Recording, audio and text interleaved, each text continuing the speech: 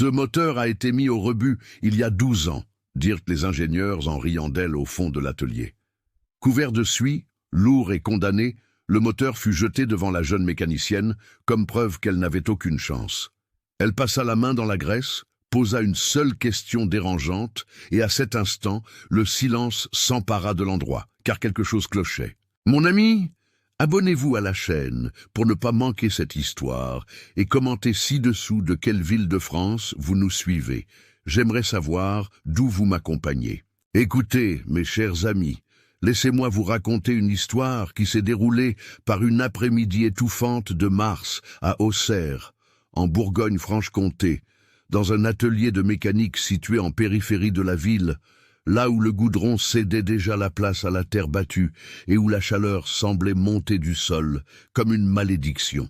L'atelier était de ceux qui sont simples, vous savez, un portail en fer vert délavé, un sol en ciment taché par des décennies d'huile renversée, des outils suspendus à des crochets au mur et un ventilateur de plafond qui tournait lentement, si lentement qu'il ressemblait plus à une décoration qu'à quelque chose d'utile. L'air était lourd, chargé de cette odeur caractéristique que seuls ceux qui sont entrés dans un atelier connaissent. Vieille graisse mêlée de kérosène, une touche de soudure fraîchement appliquée et cet arôme métallique de fer oxydé qui colle à la gorge.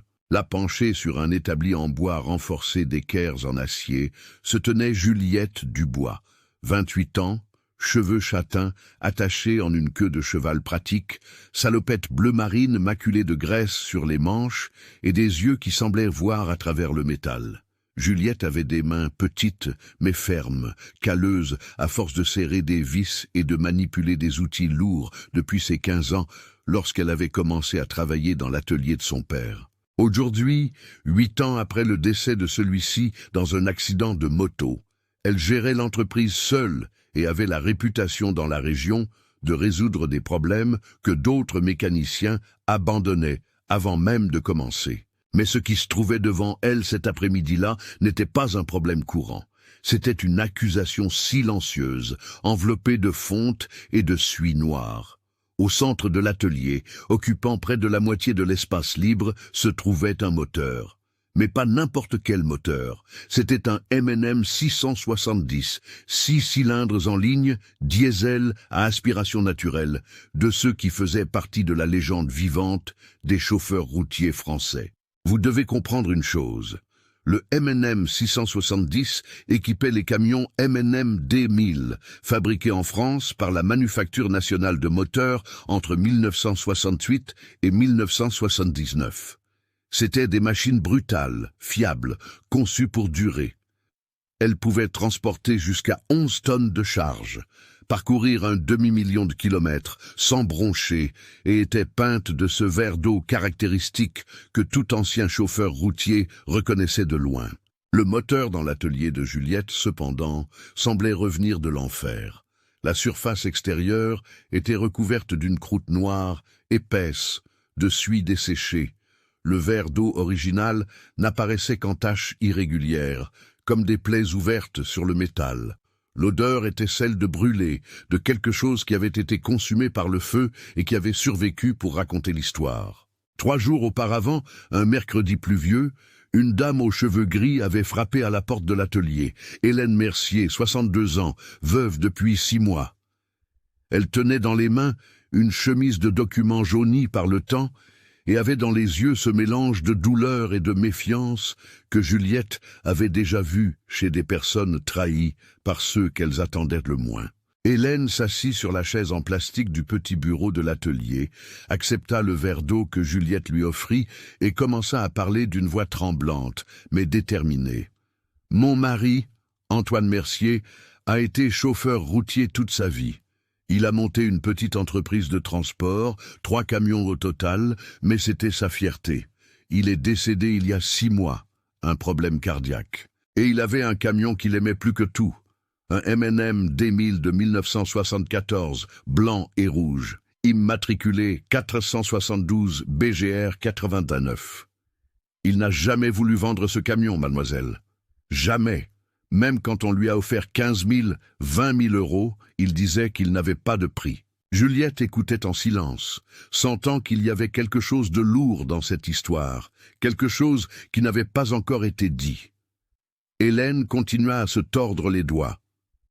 Après sa mort, mon fils Romain a repris l'entreprise de transport. Romain est le plus jeune, il a 34 ans. 2 mois après le décès de son père, il m'a appelé pour me dire que le M&M avait pris feu pendant la nuit sur le parking de l'entreprise. Il a dit que c'était un court-circuit dans le câblage électrique du camion. Il a montré des photos du véhicule détruit, la cabine fondue, le châssis tordu. C'était à fendre l'âme. Sa voix faiblit et Juliette attendit. Dehors, un bus passa en klaxonnant et le son résonna dans la rue étroite. Romain a activé l'assurance. Le camion était assuré pour 30 000 € en tant que bien de collection. L'assureur a payé correctement. Mais moi, je n'arrive pas à y croire, mademoiselle. J'ai vu ce camion 2 jours avant l'incendie. Il était impeccable. Et il y a plus. Hélène ouvrit la chemise et en sortit un papier froissé, une facture. 3 semaines après l'incendie, j'ai découvert que Romain avait vendu un moteur M&M 670 à une ferraille à Sens, 2 000 € en espèces. Quand je lui ai demandé, il a dit que c'était un autre moteur d'un vieux camion qu'il avait acheté pour pièces, mais je n'y crois pas. Je pense que mon fils a brûlé le camion pour toucher l'assurance, a vendu le vrai moteur et essaie maintenant de me tromper avec ce moteur ici qu'il prétend avoir retiré des cendres. Elle regarda Juliette avec ses yeux fatigués et suppliants. « Vous pouvez savoir si ce moteur a vraiment pris feu ou non, parce que s'il n'a pas pris feu, alors mon fils a commis un crime et je dois savoir la vérité, même si ça fait mal. » Juliette était restée silencieuse pendant quelques secondes, sentant le poids de cette responsabilité. Ce n'était pas seulement un moteur, c'était une famille qui se déchirait. C'était la mémoire d'un homme honnête qui était terni. C'était une mère confrontée à la possibilité que son propre fils soit un menteur et un criminel. « Je vais découvrir », avait dit Juliette d'une voix ferme. « Si ce moteur a vraiment pris feu, ou si quelqu'un essaie de fabriquer une preuve, je le saurai. » Et maintenant, elle était là, devant ce bloc de fer carbonisé qui était arrivé la veille, tracté par une dépanneuse, pesant plus de 300 kilos avec la culasse montée. Juliette savait qu'un long travail l'attendait, mais elle savait aussi que les moteurs ne mentent pas.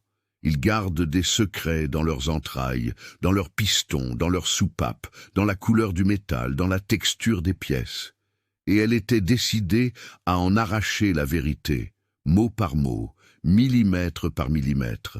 Elle prit une brosse métallique, un vieux chiffon et une boîte de décapant de carbone. Elle commencerait par l'identification. Chaque moteur M&M avait un numéro de série gravé à froid sur le côté du bloc, près de la pompe d'injection. Si elle parvenait à lire ce numéro, elle pourrait confirmer si c'était vraiment le moteur du camion d'Antoine. En frottant la surface carbonisée, écoutant le grincement de la brosse contre le métal, Juliette murmura doucement, comme si elle parlait au moteur lui-même. « Raconte-moi ce qui t'est arrivé. Ne cache rien, car la vérité finit toujours par apparaître, tôt ou tard. » Et c'est alors que commença le raclage qui allait tout changer. La première chose que Juliette devait faire était simple, mais laborieuse. Nettoyer cette croûte de suie qui recouvrait tout le moteur pour pouvoir lire le numéro de série gravé sur le bloc. Cela semble facile, n'est-ce pas? Mais ça ne l'est pas. Cette couche noire était collée au métal, comme du vieux ciment, et chaque centimètre qu'elle nettoyait exigeait force, patience et beaucoup de décapants chimiques. Elle commença par le côté droit du bloc, juste là où se trouvait le logement de la pompe d'injection de carburant. C'est dans cette région que la M&M gravait le numéro d'identification de chaque moteur sortant de la chaîne de montage. Un code unique, intransmissible, l'identité de cette machine. Juliette appliqua le décapant de carbone avec un pinceau épais. Elle laissa agir pendant 5 minutes, pendant que le produit dissolvait la graisse carbonisée, puis commença à frotter avec la brosse métallique. Le son était âpre, métallique, et de petites paillettes noires volaient dans l'air, se collant à sa salopette et au sol. Après 1 heure de travail, une petite zone de métal commença à apparaître sous la saleté. Juliette prit une lampe torche LED de haute puissance, de celle qui éclaire comme en plein jour, et approcha son visage du bloc jusqu'à quelques centimètres de la surface. Ses yeux se plissèrent, concentrés, et là, gravés dans la profondeur de la fonte, des chiffres et des lettres commencèrent à apparaître. Encore une demi-heure de nettoyage minutieux, utilisant cette fois une vieille brosse à dents pour ne pas rayer le métal. Et finalement, elle parvint à lire la séquence complète. M&M 670 7458 SP. Juliette sentit un frisson parcourir sa colonne vertébrale. Elle nota le numéro dans le cahier à couverture noire qui restait toujours sur l'établi. Elle photographia la gravure sous 3 angles différents avec son téléphone portable et se rendit directement à l'ordinateur de l'atelier, un vieux bureau qui mettait une éternité à démarrer mais qui contenait tous les fichiers qu'elle jugeait importants. Elle accéda à un site web maintenu par un groupe d'enthousiastes de véhicules classiques français, des gens passionnés qui avaient numérisé des tonnes de vieux documents de la M&M, y compris des registres de fabrication, des manuels techniques et, plus important encore, la corrélation entre les numéros de châssis et les numéros de moteur. C'était comme une gigantesque base de données de la mémoire automobile française. Juliette saisit le numéro de châssis du camion d'Antoine Mercier, qui était enregistré sur la police d'assurance. 74D, Bill 9214. Elle appuya sur Entrée et attendit. 3 secondes plus tard, l'écran afficha le résultat. Le moteur d'origine pour ce châssis était exactement le M&M 670 7458 SP. « Bingo !» murmura-t-elle doucement. Alors, c'était bien le moteur qui était né avec le camion du défunt Antoine. Ce n'était pas une pièce changée, ce n'était pas un moteur d'un autre véhicule, c'était le légitime, l'original, celui qui avait roulé avec ce châssis depuis 1974. Mais calme, cela ne prouvait encore rien. Juliette le savait, Romain pourrait simplement arguer que le moteur avait pris feu avec le camion, avait été retiré des cendres, et était là comme preuve du sinistre. L'identification confirmait seulement que c'était le bon moteur, mais ne disait pas s'il avait réellement été exposé au feu ou non. Pour répondre à cette question, elle devait aller plus loin, littéralement au fond, dans les entrailles de cette machine. Le lendemain matin, un vendredi qui se leva nuageux et étouffant, Juliette revint à l'atelier à 6 heures du matin, avant que le soleil ne devienne insupportable. Elle apporta du café dans la thermos, 2 bouteilles d'eau glacée, et se prépara mentalement à passer toute la journée ici, à ouvrir ce moteur vis par vis. Elle commença par la culasse. La culasse d'un M&M 670 est une pièce brutale, mes amis. C'est un bloc massif de fonte qui pèse plus de 40 kilos, rempli de canaux internes par où passe l'eau de refroidissement et les gaz de combustion. Elle est boulonnée sur le bloc, scellée par un joint d'amiante comprimé et maintenue par 16 énormes boulons, chacun avec une tête hexagonale de 32 mm. Juliette prit une clé étoile de la taille de son avant-bras et commença à desserrer les boulons, travaillant en séquence croisée. D'abord, elle desserrait un boulon d'un côté, puis passait à celui du côté opposé, puis revenait, créant un motif en X. C'est fondamental, car si vous desserrez tout d'un seul côté, la culasse se tord et c'est fini. La pièce devient inutilisable. Chaque boulon offrait une résistance, car ils avaient été serrés avec une clé dynamométrique il y a des décennies et étaient pratiquement soudés par la rouille et la pression. Juliette dut utiliser une barre d'extension pour obtenir un levier, et, dans certains cas, dut donner de petits coups sur la clé avec un marteau en caoutchouc pour vaincre le blocage. La sueur coulait sur son front, tombait sur le sol, mouillait sa salopette. Après presque 1 heure, les 16 boulons étaient desserrés, déposés dans un plateau métallique à côté. Maintenant venait la partie critique, soulever la culasse sans la laisser tomber. 40 kilos de fer ne pardonnent pas. Juliette alla au fond de l'atelier et ramena un palan à chaîne manuelle, de ceux utilisés dans les ateliers spécialisés dans les poids lourds pour soulever des moteurs lourds. Elle fixa le crochet du palan à une poutre en bois renforcée au plafond, passa 2 chaînes sous la culasse, les attacha au crochet et commença à tirer le levier du palan. Clic-clac, clic-clac. À chaque mouvement, la chaîne montait de quelques centimètres. La culasse commença à se détacher du bloc avec un son de succion, comme si elle y était collée.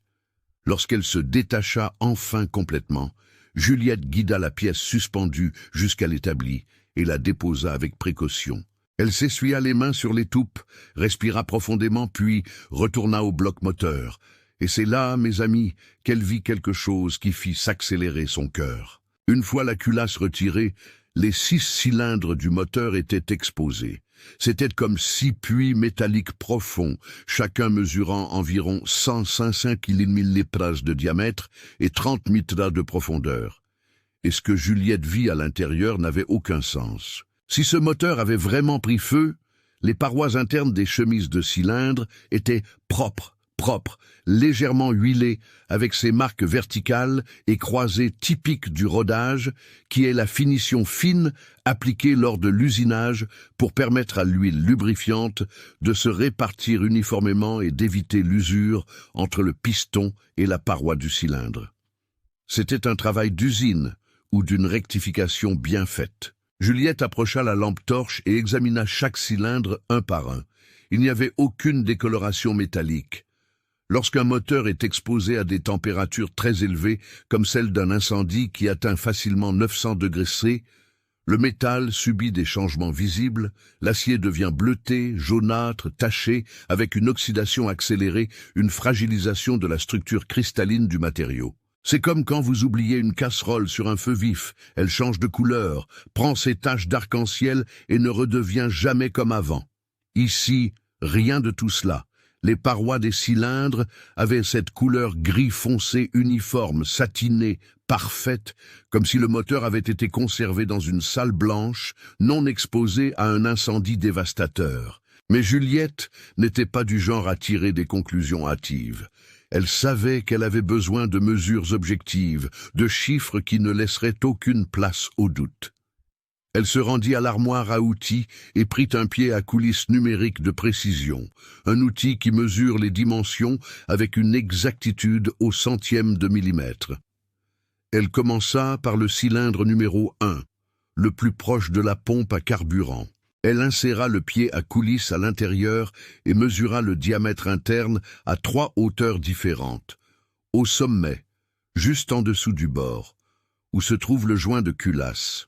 Au milieu, où le piston atteint le point médian de la course, et à la base, près du vilebrequin.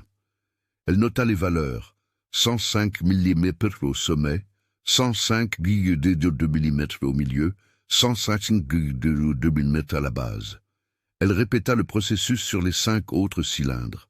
Les mesures étaient pratiquement identiques, avec des variations insignifiantes de 2 centièmes de millimètre, bien dans la tolérance d'usine établie par la M&M, qui était de 5 centièmes.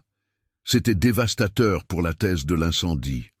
Quand un moteur prend feu, la chaleur extrême provoque une dilatation thermique. Le métal se dilate de manière inégale, car certaines parties refroidissent plus vite que d'autres.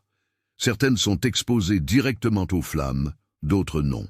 Résultat, le bloc se déforme, prend des mesures complètement hors normes. Les cylindres prennent une forme ovoïde au lieu d'un cercle parfait. Et c'est permanent. Même après refroidissement, le métal ne retrouve pas sa forme originale. Ce moteur était parfait, impeccable, comme s'il n'avait jamais subi rien d'autre que l'usure normale de l'opération. Juliette s'assit sur le tabouret pivotant de l'atelier, regardant ce bloc de fer, et pour la première fois se permit de penser à ce que cela signifiait. Si le moteur n'avait pas pris feu, alors toute la suie à l'extérieur était fausse. C'était une mise en scène. Quelqu'un avait carbonisé la surface délibérément, peut-être en brûlant de vieux pneus autour du bloc, ou même en utilisant de la peinture noire brûlée pour simuler l'effet. Mais il avait laissé l'intérieur intact. Ce n'était pas encore suffisant. Elle avait besoin d'une preuve finale, irréfutable, quelque chose qu'aucun avocat de la défense ne pourrait contester. Elle se rendit à la culasse et commença à démonter les soupapes. Chaque cylindre avait 2 soupapes d'admission et 2 d'échappement. totalisant 24 soupapes pour le moteur complet. Juliette choisit une soupape d'admission du cylindre 3, qui était bien au centre du moteur et serait théoriquement la plus affectée si le feu avait atteint l'ensemble.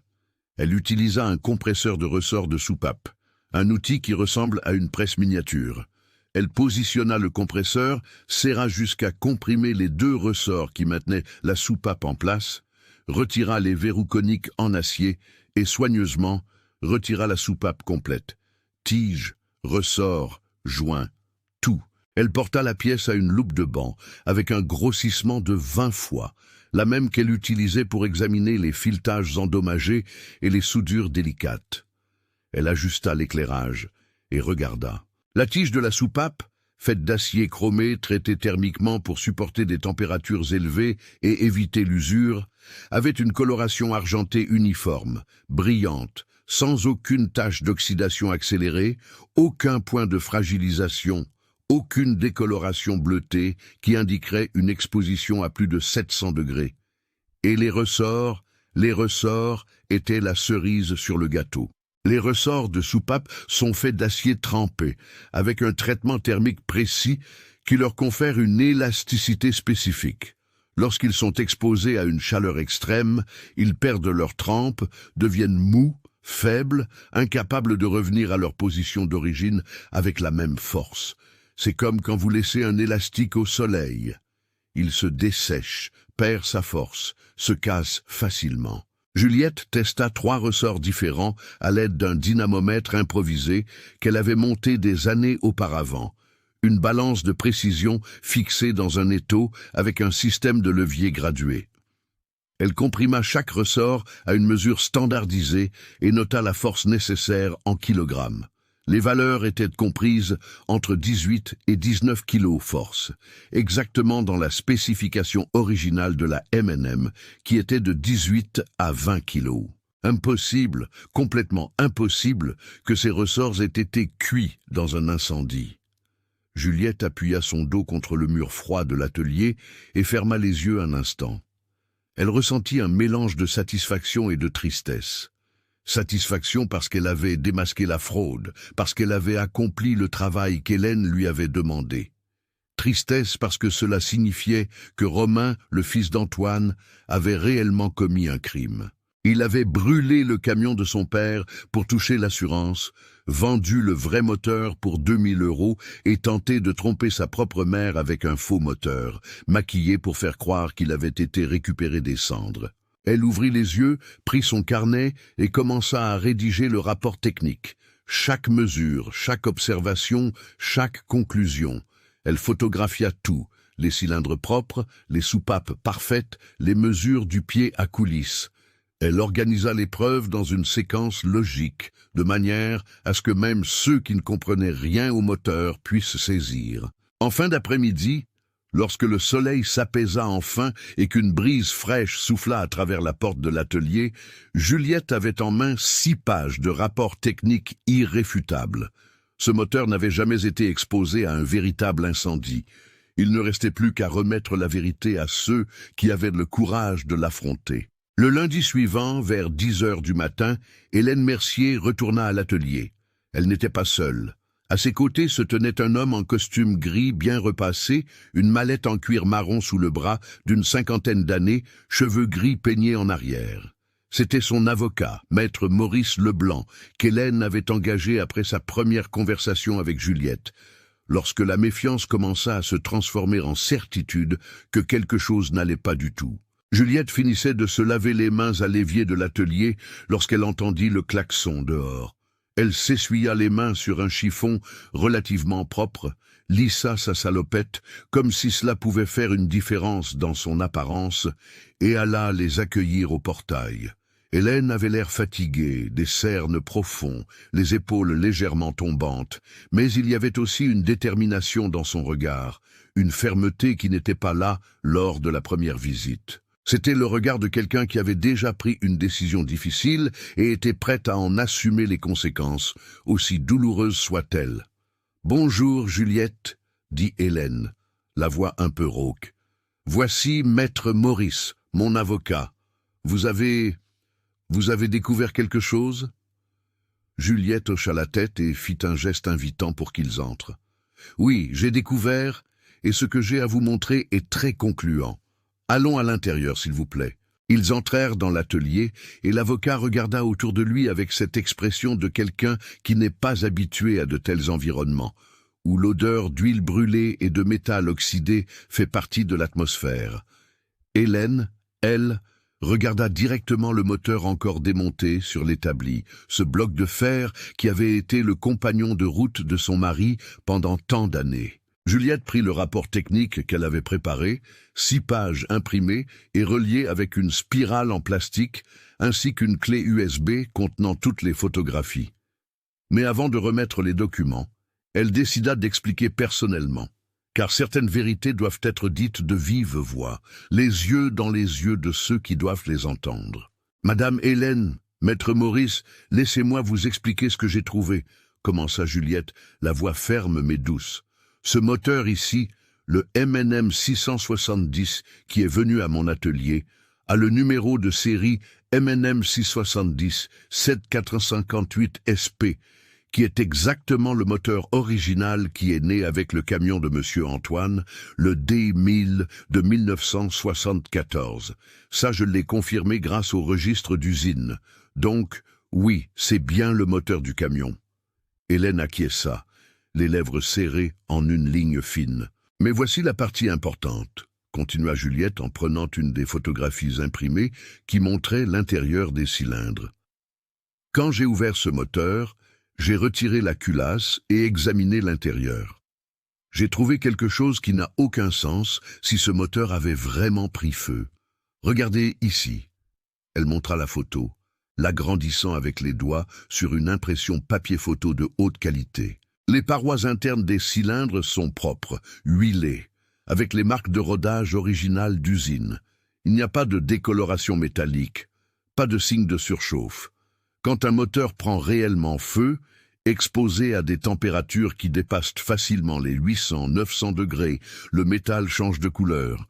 Il devient bleuté, jaunâtre, plein de taches d'oxydation accélérée. Ici, rien de tout cela. Maître Maurice s'approcha, ajustant ses lunettes pour mieux voir la photographie. « C'est définitif. Il y a plus, » dit Juliette, en prenant une autre feuille du rapport. « J'ai mesuré le diamètre interne de chaque cylindre avec un pied à coulisse de précision en 3 points différents. Les mesures sont pratiquement identiques, avec une variation de seulement 2 centièmes de millimètre. C'est dans la tolérance d'usine.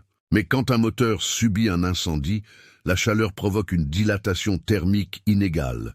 Le bloc se tord, les cylindres deviennent ovalisés, déformés. C'est permanent. Il n'y a aucun moyen qu'un moteur qui a pris feu puisse conserver des dimensions aussi parfaites. » Hélène avait porté la main à sa bouche, ses yeux commençaient à s'humidifier. Alors il a brûlé le camion exprès. « Attendez, il y a encore une chose, » dit Juliette doucement, comprenant qu'elle devait donner toutes les preuves d'un coup, même si c'était douloureux. « J'ai retiré une soupape du moteur et je l'ai examinée à la loupe. La tige de la soupape a une coloration argentée uniforme, sans aucune tache de fragilisation thermique. Et les ressorts de soupape, regardez, quand des ressorts en acier trempé sont exposés à un feu intense, ils perdent leur trempe, deviennent faibles. J'ai testé 3 ressorts différents, et tous maintiennent leur force de rappel dans la spécification d'origine. Impossible s'ils avaient été cuits dans un incendie. » L'avocat prit le rapport complet des mains de Juliette et commença à le feuilleter, ses yeux parcourant rapidement les pages. « C'est suffisant pour prouver la fraude, » dit-il, la voix technique, mais avec un ton de satisfaction. « Avec ce rapport, nous pouvons démontrer que le moteur présenté comme preuve du sinistre n'a jamais été exposé aux températures d'un véritable incendie. La suie externe est superficielle appliquée artificiellement. » Hélène commença à pleurer. Ce n'était pas un cri fort, dramatique, c'était ce sanglot silencieux de quelqu'un qui voit une terrible suspicion se confirmer, de quelqu'un qui perd un fils, non pas à la mort, mais à la malhonnêteté. Les larmes coulaient sur son visage, tandis qu'elle serrait fermement la anse de son sac, comme si c'était la seule chose solide dans un monde qui s'effondrait. Juliette tira la chaise en plastique et fit asseoir Hélène. Elle alla à la petite glacière qui se trouvait dans un coin de l'atelier et prit une bouteille d'eau fraîche. Elle l'offrit à madame. Hélène accepta, but quelques gorgées, respira profondément. « Je savais, dit-elle finalement, la voix étranglée. Au fond de moi, je savais. Mais une partie de moi gardait l'espoir de me tromper, que tout cela n'était qu'une coïncidence, que Romain n'était pas capable de cela. Mais il l'a fait. Il a brûlé le camion de son père, vendu le vrai moteur pour 2000 € misérables et essayé de me tromper avec cette farce. » Maître Maurice s'assit à ses côtés, la main posée sur l'épaule de sa cliente, dans un geste de soutien professionnel mais sincère. « Hélène, je sais que c'est difficile, mais maintenant nous avons ce qu'il faut pour agir. Avec ce rapport technique, nous pouvons poursuivre Romain pour escroquerie et fraude à l'assurance. L'assureur voudra également le poursuivre pour récupérer les 30 000 € qu'ils ont payés. C'est une affaire sérieuse. » « Et le moteur qu'il a vendu ?» demanda Hélène, essuyant ses yeux avec un mouchoir en papier qu'elle sortit de son sac. « Le vrai que mon mari soignait avec tant d'affection. »« J'ai enquêté là-dessus, » dit Juliette, croisant les bras et s'appuyant sur l'établi. « Je suis allé à la ferraille de Sens, où, selon la facture que vous m'avez montrée, Romain a vendu un moteur M&M. J'ai parlé avec le propriétaire, M. Valère, un homme de 70 ans qui travaille avec la ferraille depuis l'époque où la France fabriquait encore des M&M. J'ai montré la photo du moteur qui est ici à l'atelier. J'ai expliqué la situation sans entrer dans les détails. Il a confirmé avoir acheté un M&M 670 à Romain il y a environ 1 mois. Il a payé 2000 € en espèces et l'a déjà revendu à un restaurateur de camions anciens à Joigny. » Hélène écarquilla les yeux. « Est-ce qu'on peut encore le récupérer ? Monsieur Valère m'a donné le contact de l'acheteur, » dit Juliette, sortant un papier avec un numéro de téléphone noté.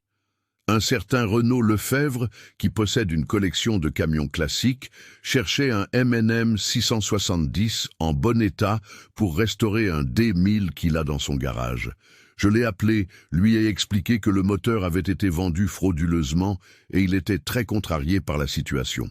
Il a dit qu'il avait payé 4000 € pour le moteur et que s'il est prouvé que c'était le produit d'un crime, il voulait le rendre et récupérer son argent. Maître Maurice prit une note rapide sur le bloc-notes qu'il avait sorti de sa mallette. Cela complique la situation de Romain.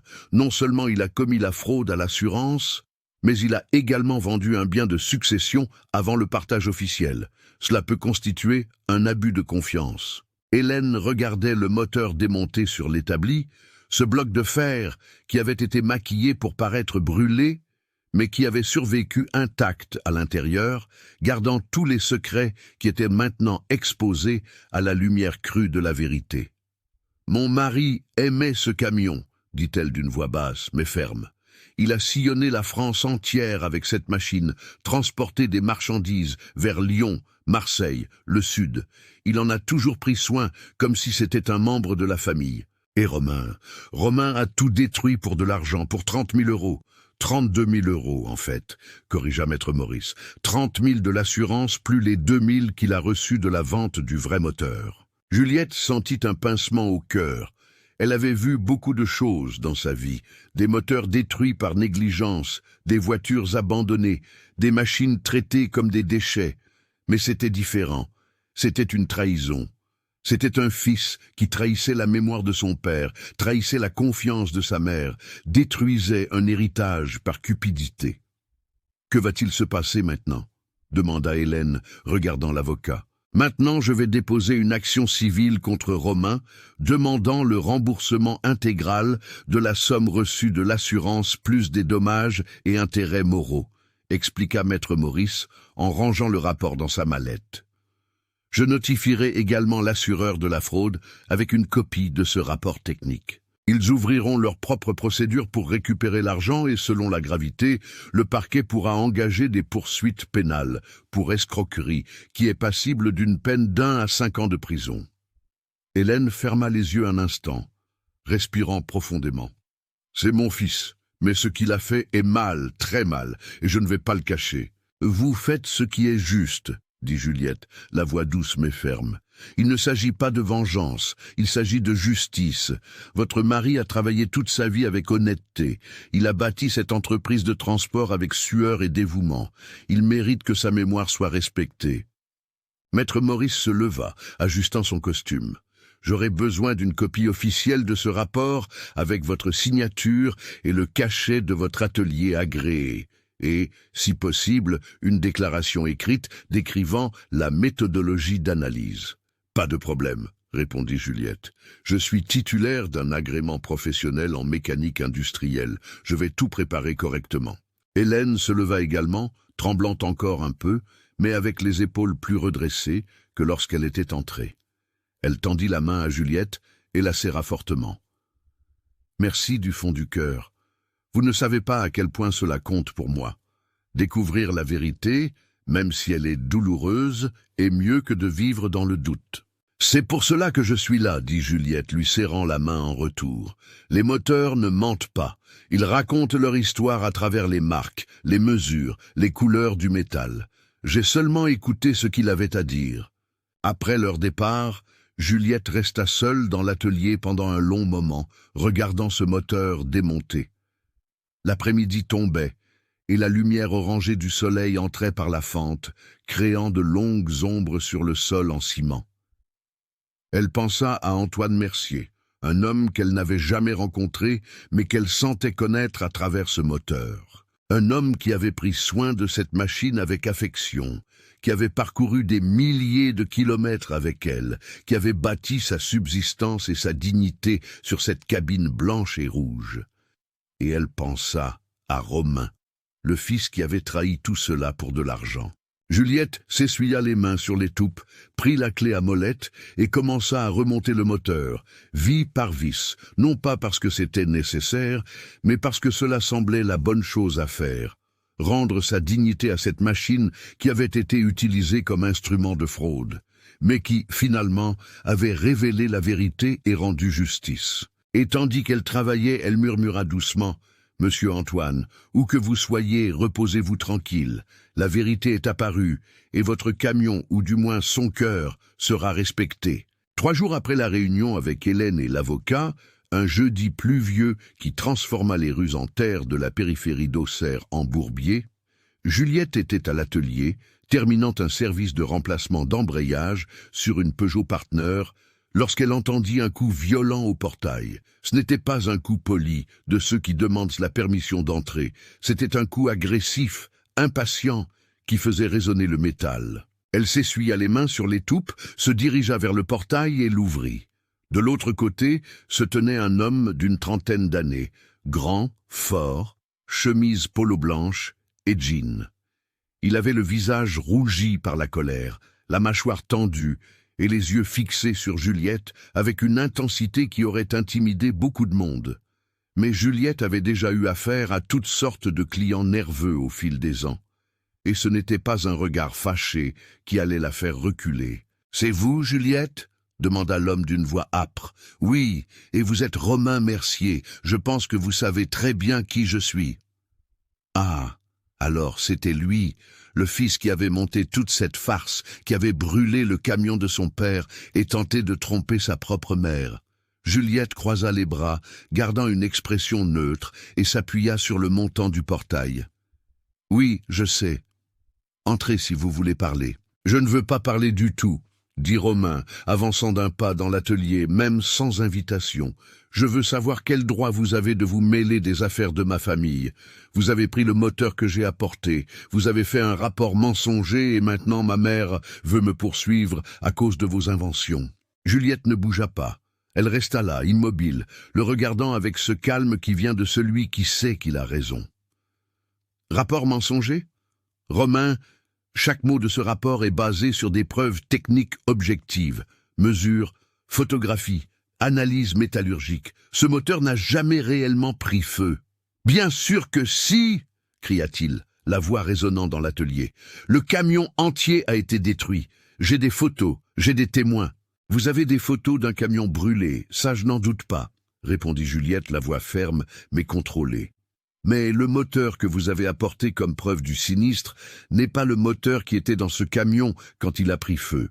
Ce moteur est intact à l'intérieur, les parois des cylindres sont parfaites, les soupapes n'ont pas été exposées à une chaleur extrême.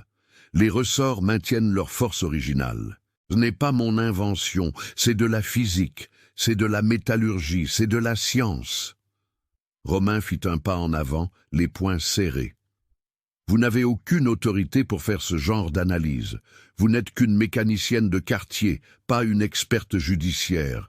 Je suis titulaire d'un agrément professionnel en mécanique industrielle, répondit Juliette sans s'altérer.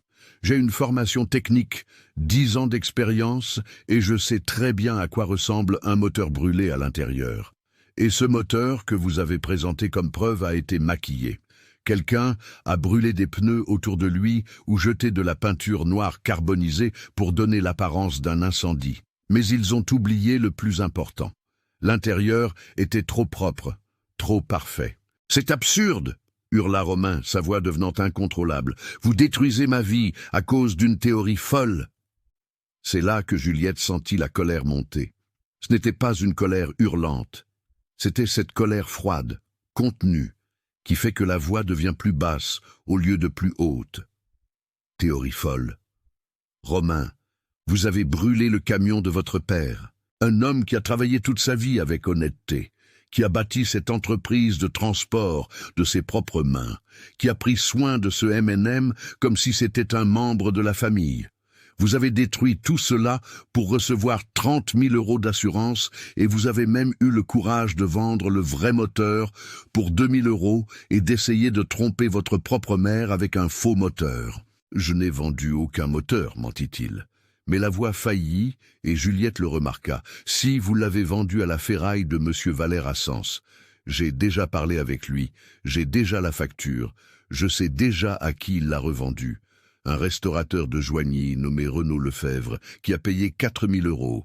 Tout est documenté, Romain, tout. Son visage devint pâle. La colère céda la place à la peur et il fit un pas en arrière, la respiration accélérée. Vous ne pouvez rien prouver de tout ça. Si, je peux et je l'ai déjà prouvé. Le rapport technique est chez l'avocat de votre mère et une copie a déjà été envoyée à l'assureur. Ils vont ouvrir une enquête interne, ils voudront récupérer l'argent et, probablement, vous poursuivre pour fraude. Sans compter l'action civile que votre mère va intenter. Et selon l'ampleur du désordre, le parquet pourra vous poursuivre pénalement pour escroquerie. Romain resta immobile au milieu de l'atelier, sous la pluie qui commençait à tomber par le toit, à certains endroits où les tuiles étaient fissurées. Il semblait plus petit maintenant, recroquevillé, comme si son armure d'arrogance s'était effondrée et qu'il ne restait qu'un homme effrayé qui commençait à comprendre l'ampleur de ce qu'il avait fait. « J'avais des dettes », dit-il finalement d'une voix faible. L'entreprise de transport ne faisait pas de bénéfices. Les camions étaient vieux, ils avaient besoin d'un entretien coûteux. Quand mon père est mort, j'ai vu ce M&M garé là, valant une fortune comme pièce de collection, et j'ai pensé que personne ne le découvrirait. Mais quelqu'un l'a découvert, dit Juliette sans pitié, parce que votre mère est une femme intelligente qui connaissait son mari et savait que cette histoire n'avait pas de sens. Et parce que les moteurs ne mentent pas, ils gardent la vérité dans leurs entrailles. Et quand vous savez où chercher, cette vérité apparaît. Romain passa la main sur son visage, se frottant les yeux. « Qu'est-ce que je fais maintenant ?» Juliette soupira. Une partie d'elle voulait le renvoyer, lui dire que ce n'était pas son problème. Mais une autre partie, celle que son père lui avait enseigné de toujours faire ce qui était juste, même quand c'était difficile, parla plus fort. « Vous faites la chose suivante, Romain. Assumez ce que vous avez fait. Allez voir votre mère, demandez-lui pardon sincèrement et proposez de lui rendre l'argent de l'assurance avant que cela ne devienne une procédure pénale. Négociez avec l'assureur, proposez un échelonnement, faites ce qu'il faut et essayez de récupérer ce moteur que vous avez vendu. Car cette machine signifiait quelque chose pour votre père et devrait signifier quelque chose pour vous aussi. « Comment vais-je payer 30 000 € demanda-t-il, la voix désespérée. « Je ne sais pas. Vendez la maison, vendez les autres camions, faites un emprunt. C'est vous qui avez créé ce problème, Romain. Maintenant, vous devez le résoudre. Mais si vous continuez à nier, si vous continuez à mentir, cela va empirer, beaucoup empirer. Car lorsque l'assureur découvrira que vous avez commis une fraude, il n'aura aucune pitié. Il vous poursuivra jusqu'au dernier centime et vous pourriez finir en prison. Romain resta silencieux pendant un long moment, n'entendant que le bruit de la pluie sur le toit et le goutte à goutte. Finalement, il sembla vaincu. « D'accord, je vais essayer de régler ça. Et autre chose, ajouta Juliette, la voix plus douce maintenant. Excusez-vous sincèrement auprès de votre mère. Elle a perdu son mari il y a quelques mois et maintenant elle découvre que son fils est capable de faire ça. Vous n'imaginez pas la douleur qu'elle ressent. Alors allez la voir, regardez-la dans les yeux et demandez pardon. Cela ne résoudra pas tout, mais c'est le minimum que vous puissiez faire. » Romain jeta un dernier regard au moteur encore démonté dans une partie de l'atelier, ce bloc de fer qui avait été sa ruine, et se tourna pour partir. À la porte, il s'arrêta et se retourna. « Vous êtes doué pour ce que vous faites, trop doué. Si j'avais été plus malin, j'aurais aussi brûlé le moteur à l'intérieur. Si vous aviez été plus malin, vous n'auriez pas commis la fraude, » répondit Juliette sans sourire. « Parce qu'au final, la vérité apparaît toujours, toujours. » Il sortit sous la pluie, monta dans une Volvo blanche, stationnée devant et s'en alla. Juliette resta là, immobile, voyant la voiture disparaître dans la rue boueuse, et sentit un poids sur sa poitrine. Il n'y avait pas de joie là-dedans, pas de victoire, juste la tristesse de voir une famille se déchirer à cause de la cupidité et du mensonge. Elle retourna à l'intérieur de l'atelier, prit une tasse de café réchauffé qui se trouvait dans la thermos et s'assit sur le tabouret pivotant. Elle regarda ce moteur qui avait été le centre de toute cette confusion et pensa à combien d'histoires étaient conservées dans cette fonte. Des histoires de routes parcourues, de charges transportées, de familles nourries, et maintenant aussi l'histoire d'une fraude démasquée et d'une vérité douloureuse révélée. Dehors, la pluie continuait de tomber, lavant les rues, nettoyant la poussière. Et Juliette but une gorgée de café amer, pensant que parfois le travail d'un mécanicien n'était pas seulement de réparer des machines, c'était aussi de réparer des injustices, même quand cela faisait mal. 6 semaines après cette confrontation à l'atelier, par un matin clair de mai où le froid était enfin arrivé dans l'arrière-pays, Juliette reçut un appel d'Hélène Mercier. La voix de la dame était différente, plus légère, comme si un poids gigantesque avait été retiré de ses épaules. « Juliette, ma chérie, je dois te raconter quelque chose. Peux-tu venir chez moi cet après-midi? J'ai une surprise pour toi. » Juliette accepta l'invitation, curieuse. À 15 heures, elle gara sa fourgonnette blanche devant une maison simple mais bien entretenue, dans un quartier tranquille d'Auxerre, avec un jardin devant et un cerisier chargé de fruits dans la cour. Hélène la reçut à la porte avec une étreinte chaleureuse, de celles qui en disent plus que les mots. « Entre, entre. J'ai fait du café frais et il y a du gâteau au yaourt. » Assise à la table de la cuisine, avec des tasses de café fumant et des parts généreuses de gâteau, Hélène commença à raconter ce qui s'était passé ces dernières semaines. Romain a tout assumé, a confessé à l'assureur, a rendu l'argent qu'il avait encore et a conclu un accord d'échelonnement pour le reste. Cela prendra des années à rembourser, mais au moins il n'ira pas en prison. L'avocat a obtenu un accord selon lequel il rembourse les 30 000 € en plusieurs versements, plus les intérêts et l'indexation. Juliette but une gorgée de café, sentant le liquide chaud descendre dans sa gorge. « Et comment gérez-vous cela? La découverte de ce que votre fils a fait ?» Hélène soupira, regardant par la fenêtre de la cuisine, où le soleil de l'après-midi créait des motifs de lumière sur le sol. « Ce fut très difficile. J'ai pleuré des jours durant. J'ai ressenti de la colère, de la tristesse, de la honte. Mais vous savez, Juliette, une fois la poussière retombée, j'ai réalisé une chose. Romain a toujours eu du mal à gérer la pression. Depuis petit, quand les choses se compliquaient, il prenait des décisions impulsives, erronées. Antoine l'a toujours protégé, a toujours résolu ses problèmes. Et quand Antoine est mort, Romain s'est retrouvé seul avec une entreprise pleine de dettes, ne sachant pas quoi faire. « Cela ne justifie pas ce qu'il a fait, » dit Juliette doucement. « Ça ne justifie rien, en effet, mais ça m'aide à comprendre et à pardonner petit à petit. C'est mon fils. Il a fait une grave erreur, très grave. Mais il est toujours mon fils. » Juliette acquiesça, respectant cette douleur de mère qui devait trouver un chemin entre la justice et l'amour. Et l'entreprise de transport. Comment cela s'est-il passé? Hélène sourit, et c'était un sourire sincère cette fois. Ah, c'est la bonne partie de l'histoire. Vous vous souvenez que je vous ai dit que Romain avait vendu le vrai moteur du M&M à Monsieur Valère, qu'il l'a revendu à Renaud Lefebvre à Joigny? Oui, je m'en souviens. Eh bien, je suis allé à Joigny pour parler personnellement à Renaud. Je lui ai expliqué toute la situation, je lui ai montré le rapport que vous avez fait, je lui ai raconté l'histoire de mon mari et du camion. Et vous savez ce qu'il a fait? Il a rendu le moteur sans rien demander. Il a dit qu'il ne voulait pas avoir dans sa collection une pièce issue d'une histoire aussi triste.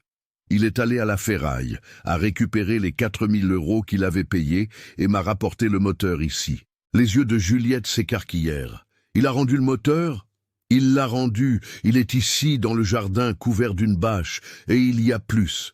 J'ai trouvé un mécanicien spécialisé dans les moteurs anciens à 3 qui s'est proposé de faire la révision complète du moteur et du châssis du camion. Il a dit qu'il pouvait reconstruire le M&M en utilisant le moteur original et ce qui restait du châssis. Cela prendra environ 8 mois, mais ce sera prêt. Juliette sentit une bonne sensation dans sa poitrine, cette sensation de quand quelque chose qui semblait perdu est récupéré. Alors le camion de Monsieur Antoine va rouler à nouveau, n'est-ce pas? Et vous savez ce que je vais en faire. Je ne vais pas le vendre. Je ne vais pas le laisser garer dans un garage comme une pièce de musée. Je vais le remettre au travail, transporter des marchandises sur les routes, comme mon mari l'a toujours fait. Parce que c'est pour ça qu'un camion existe, non pas pour être admiré, immobile, mais pour rouler, pour travailler, pour accomplir sa fonction. Juliette sourit. C'était ça. C'était exactement ce qu'un moteur voulait, remplir sa fonction, servir le but pour lequel il avait été créé. « Mais il y a une chose que je veux vous demander, » dit Hélène, la voix devenant plus sérieuse. « Quand le camion sera prêt, j'aimerais que vous veniez le voir. J'aimerais que vous voyiez le résultat de votre travail, car sans vous, Juliette, sans cette expertise que vous avez faite, rien de tout cela ne serait arrivé. Mon fils aurait continué à mentir. Le vrai moteur serait perdu et la mémoire d'Antoine continuerait d'être ternie par cette fraude. « J'irai avec plaisir, » répondit Juliette, émue. « Ce sera un honneur de voir ce M&M rouler à nouveau. » Elles discutèrent encore 1 heure de la vie, des projets d'Hélène pour l'entreprise de transport, de la façon dont elle reconstruisait petit à petit la confiance en son fils. Lorsque Juliette prit congé et retourna à sa fourgonnette, le soleil était déjà bas à l'horizon, peignant le ciel d'orange et de rose. Sur le chemin du retour vers l'atelier, en conduisant sur l'avenue Jean Jaurès, la radio allumée sur une station de variété française classique, Juliette repensa à tout ce qui s'était passé depuis ce jour où Hélène avait frappé à la porte de l'atelier pour la première fois. Elle pensa à la façon dont un simple travail d'expertise technique s'était transformé en quelque chose de bien plus grand. Une histoire de justice, de vérité révélée, de mémoire honorée. Elle pensa à Antoine Mercier, un homme qu'elle n'avait jamais connu personnellement, mais qu'elle sentait connaître à travers les histoires d'Hélène et à travers ce moteur qu'il avait soigné avec tant d'affection. Un chauffeur routier honnête qui avait bâti sa vie à force de travail, qui avait traité son M&M comme un fidèle compagnon de route et qui méritait que sa mémoire soit respectée. Et elle pensa à combien d'autres histoires étaient cachées dans les moteurs, les châssis, les pièces qui arrivaient à son atelier tous les jours. Combien de vérités encore non révélées, combien d'injustices encore non démasquées, combien de secrets gardés dans le métal, attendant que quelqu'un avec connaissance et patience vienne chercher. Quand elle arriva à l'atelier, il faisait déjà nuit. Elle gara la fourgonnette, ouvrit le portail et resta là un instant, regardant cet espace qui était à la fois son lieu de travail et son sanctuaire. Les outils suspendus au mur, l'odeur de graisse et d'huile, le sol taché par des décennies de travail. C'était plus qu'un atelier, c'était un endroit où les vérités étaient révélées, où les machines racontaient leurs histoires, où l'injustice trouvait de la résistance. Elle pensa à son père qui lui avait tout enseigné, comment serrer une vis sans forcer le filetage, comment écouter le vrombissement d'un moteur et savoir ce qui n'allait pas, comment traiter chaque véhicule avec respect, car chaque machine portait l'histoire de ceux qui en dépendaient, et elle pensa à la façon dont ces enseignements avaient dépassé la simple mécanique. C'étaient des leçons sur l'honnêteté, sur le fait de faire ce qui était juste, même quand c'était difficile, sur l'utilisation des connaissances au service de la vérité. Cette nuit-là, avant de fermer l'atelier et de rentrer chez elle, Juliette écrivit quelques lignes dans un vieux carnet où elle notait les services importants. Elle écrivit sur l'affaire du M&M 670, sur Hélène et Antoine Mercier, sur la façon dont un moteur qui avait été utilisé pour la fraude avait fini par être l'instrument qui révélait la vérité, et elle termina par une phrase qui résumait tout ce qu'elle croyait. « Les moteurs ne mentent pas. Ils gardent la vérité dans leurs entrailles, gravée dans le métal, enregistrée dans les mesures, préservée dans les couleurs et les marques. Et quand quelqu'un prend la peine de chercher avec patience et connaissance, cette vérité apparaît toujours. Toujours. » Des mois plus tard, par un samedi ensoleillé de janvier, Juliette se rendit à une ferme aux alentours d'Auxerre, où Hélène avait organisé un petit événement. Quand elle arriva, elle vit une douzaine de camions anciens garés dans la cour, d'anciens Mercedes, Scania, Volvos, N10. Et là, au centre de tous, brillant au soleil comme un joyau retrouvé, se trouvait le M&M D1000 blanc et rouge, immatriculé 472 BGR 89. Le camion était impeccable. La peinture neuve, mais respectant les couleurs originales, la cabine reconstruite, et sous le capot, vrombissant doucement et puissamment, se trouvait le moteur M&M 670 7458 SP, le cœur original de cette machine, de retour à sa place. Hélène était à côté du camion, vêtue d'une chemise à carreaux qui avait appartenu à son mari, les yeux brillants d'émotion. Quand elle vit Juliette, elle courut et l'étreignit fort. « Nous y sommes arrivés, » dit-elle, la voix étranglée. « Nous l'avons ramené. » Juliette regarda ce camion, ce moteur qu'elle avait examiné si soigneusement des mois auparavant, et ressentit une satisfaction profonde, authentique.